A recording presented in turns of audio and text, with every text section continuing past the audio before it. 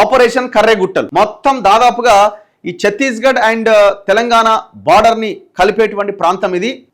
దాదాపు 40-50 కిలోమీటర్లు ఆ పైన విస్తరించి ఉన్న గుట్టలు ఇవన్నీ కూడా. శత్రు దుర్భేద్యమైన గుట్టలు. అబూజ్మడ్ లాంటి ప్రాంతం ఎట్లాగైతే ఉందో మావోయిస్టులకి, నక్సలైట్లకి ఒక సేఫెస్ట్ స్థావరంగా ఈ కర్రెగుట్టలు ఉన్నాయి.